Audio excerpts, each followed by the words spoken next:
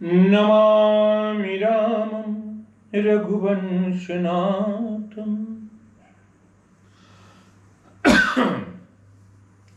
आज आप लोगों के समक्ष हम गजेंद्र मोक्ष का वृतांत रखना चाहते हैं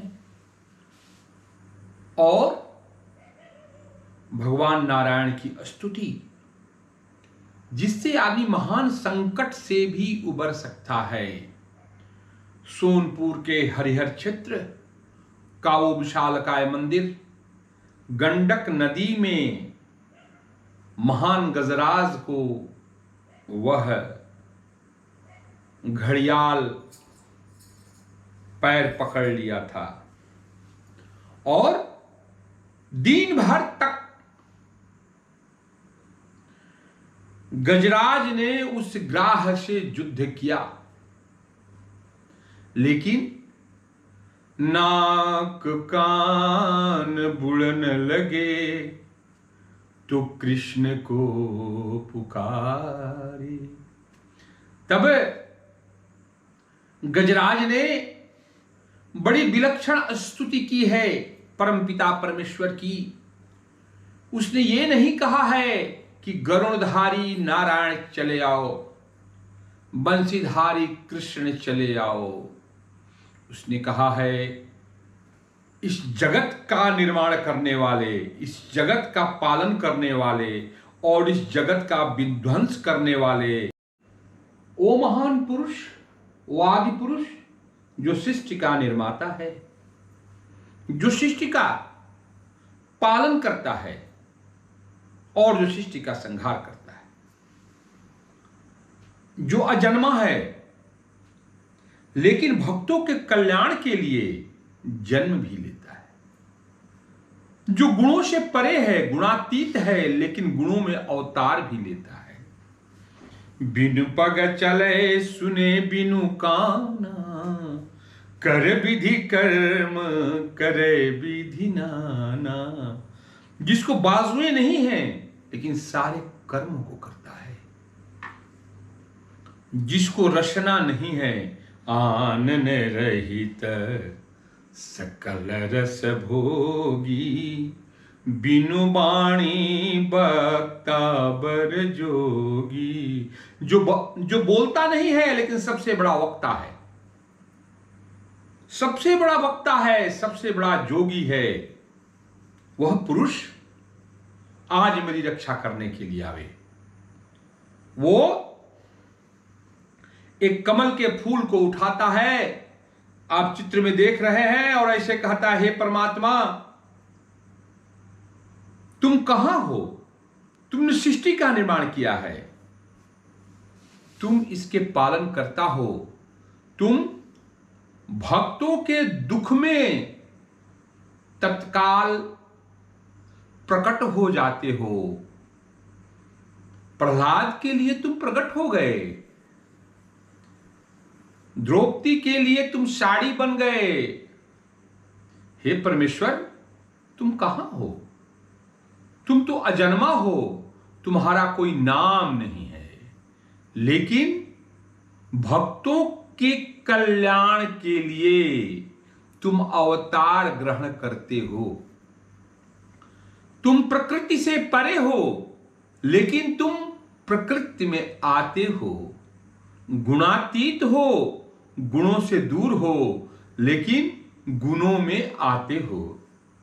हे परमेश्वर, हे परमपिता, तुम करुणा के सागर हो, तुम करुणा निधान हो, तुम करुणा के समंदर हो।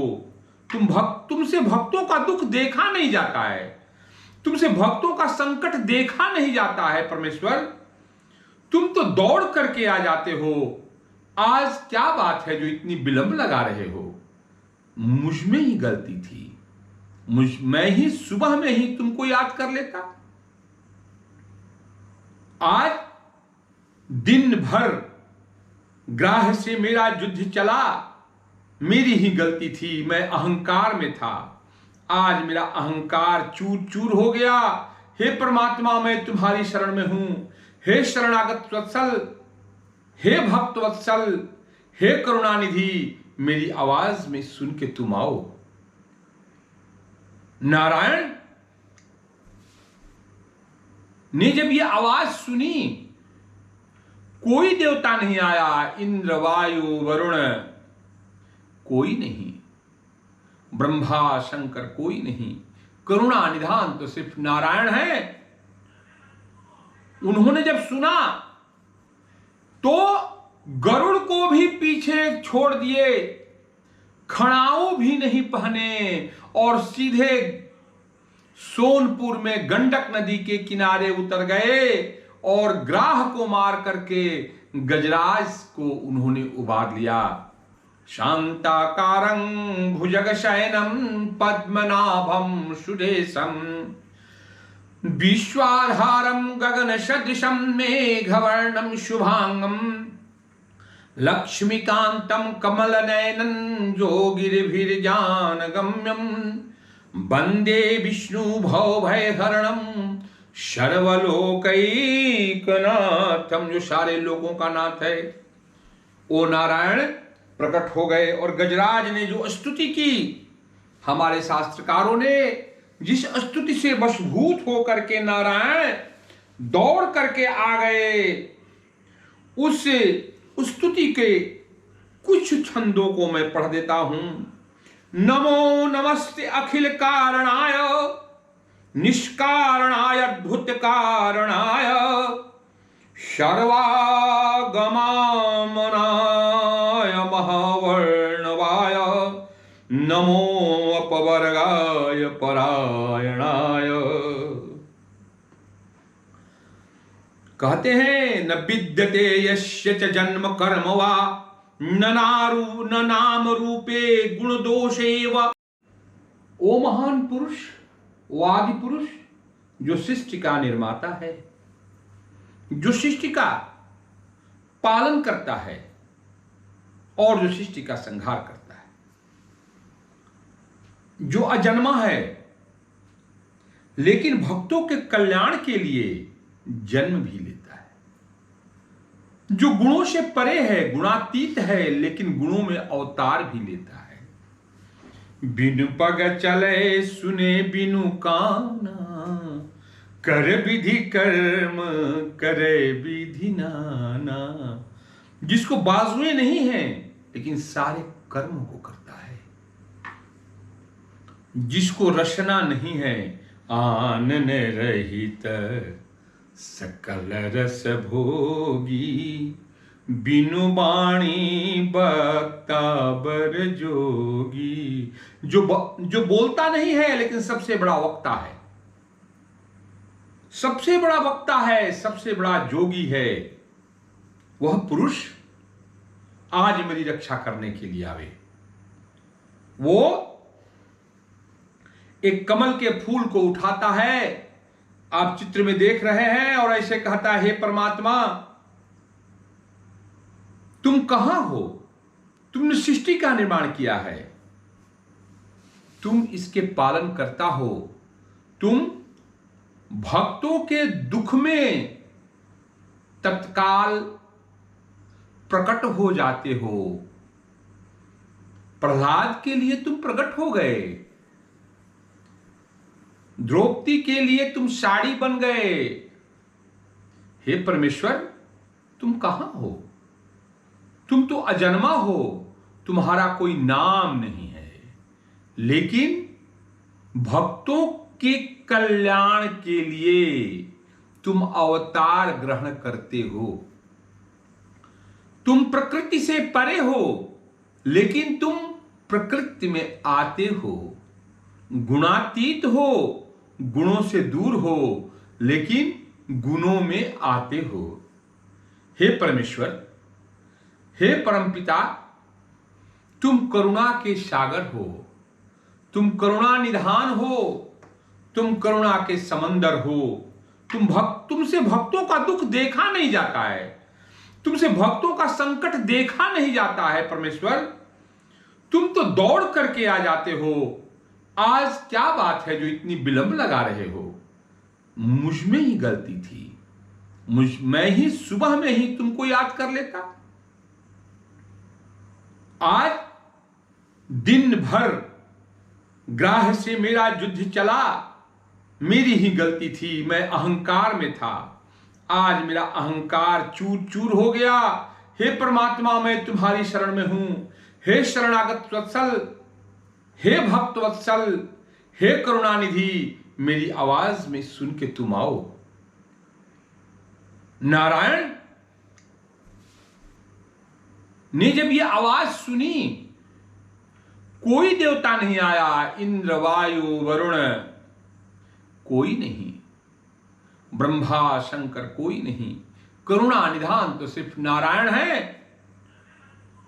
उन्होंने जब सुना तो गरुड़ को भी पीछे छोड़ दिए, खड़ाऊ भी नहीं पहने और सीधे सोनपुर में गंडक नदी के किनारे उतर गए और ग्राह को मार करके गजराज को उन्होंने उबार लिया।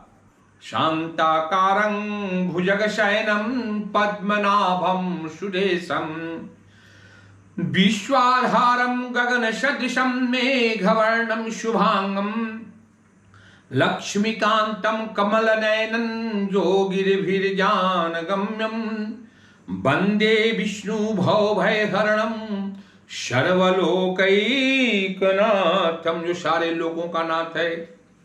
ओ नारायण प्रकट हो गए और गजराज ने जो स्तुति की, हमारे शास्त्रकारों ने जिस स्तुति से वशभूत होकर के नारायण दौड़ करके आ गए, उस स्तुति के कुछ छंदों को मैं पढ़ देता हूं। नमो नमस्ते अखिल कारणाय निष्कारणाय अद्भुत कारणाय सर्वागमामनाय महावर्णवाय नमो अपवर्गाय परायणाय।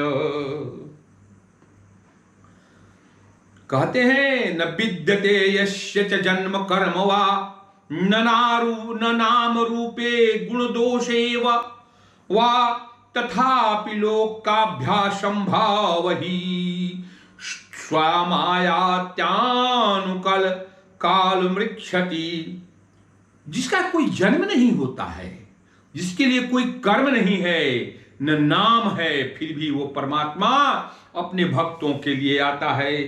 तस्मै नमः परेशाय, तस्मै नमः परेशाय ब्रह्मणे अनंत शक्तये अरूपायो रूपाय नमः आश्चर्य कर्मणे नमः आत्म प्रदीपाय। हे परमात्मा, तुम अपने ज्योति से प्रज्वलित रहते हो। नमः आत्म प्रदीपाय साक्षिणे परमात्मने नमो गिरां विदुराय मनसा चेतसामपि सचेन प्रतिलभ्याय नैष्कारण विपश्चिता नमः कवलनाथाय निर्वाण सुख संपिदे नमः शांताय घोराय मूढ़ाय गुणधर्मिणे निर्विधाय साम्याय नमो ज्ञान घनाय च क्षेत्राज्ञाय नमस्तुभ्यं सर्वाध्यक्षाय साक्षिणे पुरुषात्म मूलाय मूल प्रकृते नमः। हे परमात्मा, इस प्रकृति के मूल में तुम हो, इस सूर्य चंद्र के मूल में तुम हो, इस आकाश पताल ब्रह्मांड के मूल में तुम हो। तुमसे बड़ा कौन है?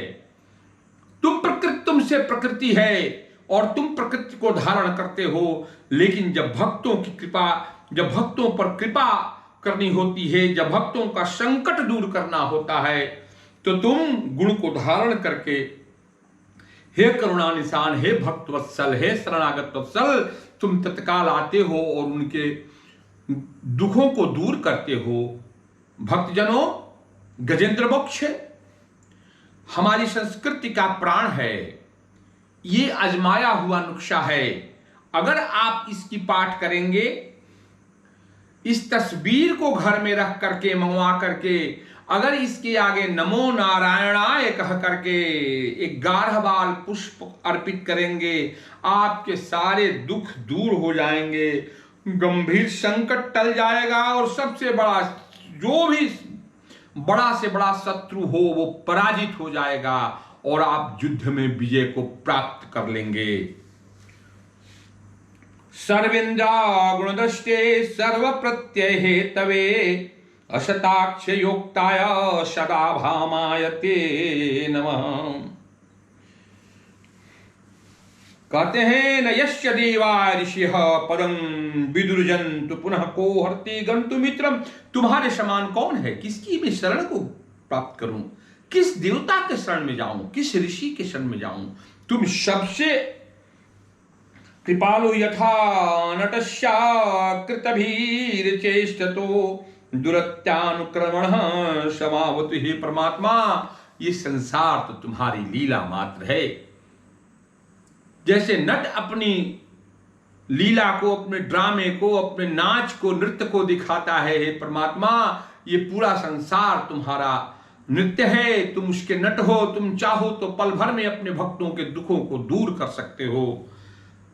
बस तुम्हारी कृपा की जरूरत है। भक्तजनों, गजेंद्र मोक्ष की ये तस्वीर अपने घर में रख करके बृहस्पतिवार के दिन शांताकारं भुजगशयनं पद्मनाभं सुरेशं विश्वाधारं गगन सदिशं मेघवर्णं शुभांगं लक्ष्मीकान्तं कमलनयनं योगिर्भिर्ज्ञानगम्यं वंदे विष्णु भवभयहरणं सर्वलोकैकनाथं।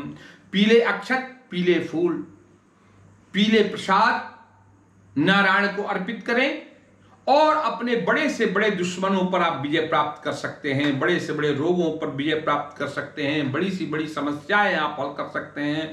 आप नौकरी, धन धान पुत्रादि का लाभ इस गजेंद्र मोक्ष से प्राप्त कर सकते हैं। और मेरी प्रार्थना है कि अगले चरण में बाकी मैं श्लोकों का पाठ करूंगा। आज के दिन इतना ही। जय श्री राम।